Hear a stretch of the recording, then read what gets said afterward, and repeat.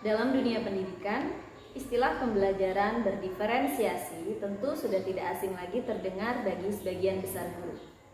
Ya, pembelajaran berdiferensiasi merupakan pembelajaran yang berbasis pada kebutuhan belajar murid yang meliputi kesiapan belajar, minat belajar, dan juga profil belajar murid.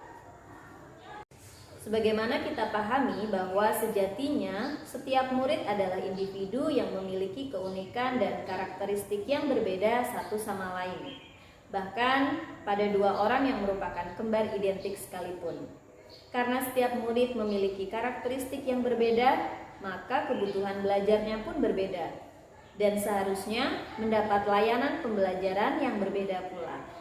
Lantas, jika dalam sebuah kelas terdapat 20 orang murid, apakah guru perlu melakukan 20 pembelajaran yang berbeda?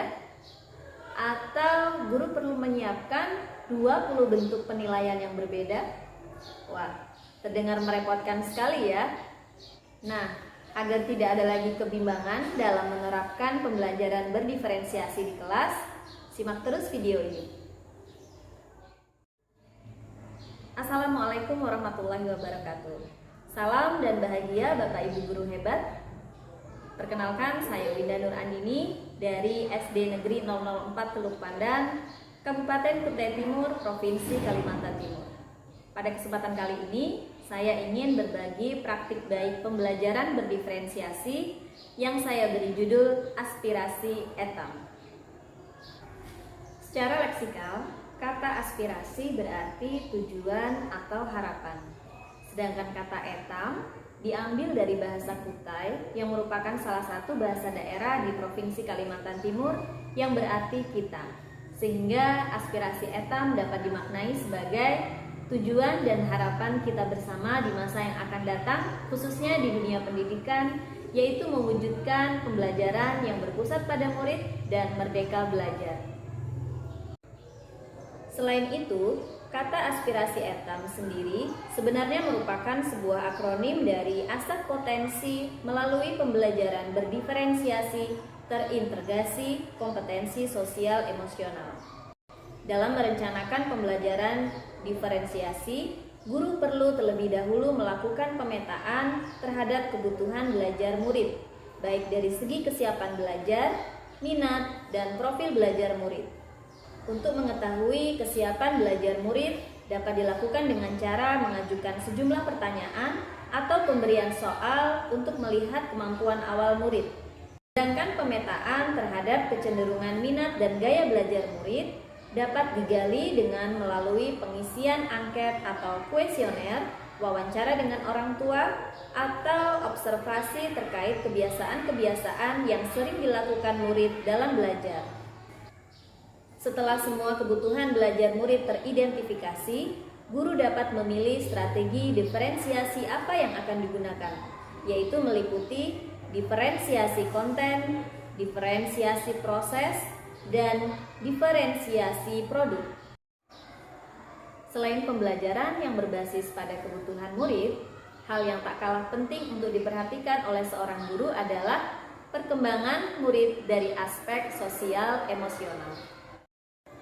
Dalam sebuah penelitian yang dikembangkan oleh Daniel Goleman membuktikan bahwa pembelajaran sosial memiliki beberapa manfaat, yaitu adanya peningkatan perilaku positif, pengurangan perilaku negatif, pengurangan tingkat stres, dan peningkatan performa akademik murid. Dengan mengintegrasikan pembelajaran sosial emosional di kelas, diharapkan dapat memberikan fondasi yang kuat bagi murid untuk dapat sukses di berbagai area kehidupan, termasuk kesejahteraan psikologis atau well-being secara optimal. Lalu, bagaimana penerapan pembelajaran berdiferensiasi, terintegrasi, kompetensi sosial emosional yang saya terapkan dalam pembelajaran di kelas? Berikut adalah penjelasannya. Berikut ini adalah strategi penerapan aspirasi etam pada pembelajaran IPAS fase B, materi perubahan wujud pada benda. Sebagai bentuk diferensiasi proses, Murid dikelompokkan ke dalam beberapa kelompok kecil beranggotakan 3 orang dengan kemampuan beragam sesuai dengan hasil pemetaan kesiapan belajar murid. Selanjutnya, guru menyiapkan berbagai media seperti video tentang perubahan wujud benda untuk memfasilitasi murid dengan gaya belajar auditori, puzzle tentang diagram alur perubahan wujud benda untuk memfasilitasi murid dengan gaya belajar visual, serta berbagai bahan seperti mentega, air, dan juga kamper untuk memfasilitasi murid dengan gaya belajar kinestetik melakukan percobaan perubahan wujud benda. Ketiga hal tersebut dilakukan sebagai bentuk diferensiasi konten. Sementara itu, untuk diferensiasi produk, murid membuat produk untuk mengkomunikasikan pemahamannya terhadap materi, seperti membuat poster, lagu, atau peta konsep sesuai minat dan pilihannya. Dalam mengintegrasikan kompetensi sosial emosional, guru melakukan praktik kesadaran penuh bersama dengan murid sambil mendengarkan musik dan juga mengungkapkan 3 hal yang paling disyukuri pada hari tersebut. Kegiatan ini bertujuan untuk menumbuhkan kompetensi kesadaran diri murid. Untuk melatih kesadaran sosial dan juga keterampilan berelasi, murid menceritakan hasil pengamatannya dalam kelompok secara bergantian menggunakan topi bercerita. Hal ini untuk membiasakan siswa agar mereka berbicara dan juga menyimak secara bergantian.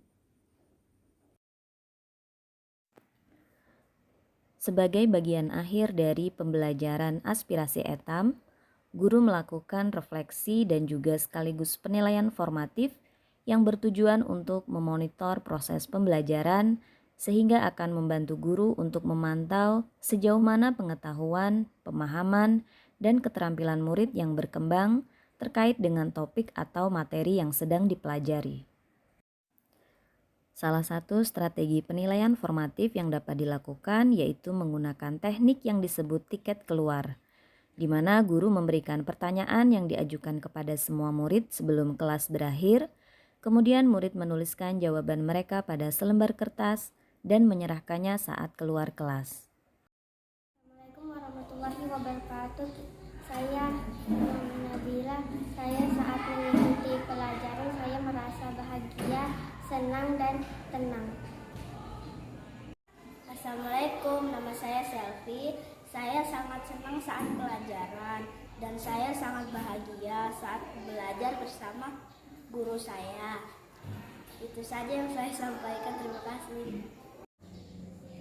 Demikian video praktik baik pembelajaran berdiferensiasi, terintegrasi kompetensi sosial emosional yang saya bagikan pada kesempatan kali ini. Semoga dapat memberikan manfaat dan terima kasih. Sampai jumpa.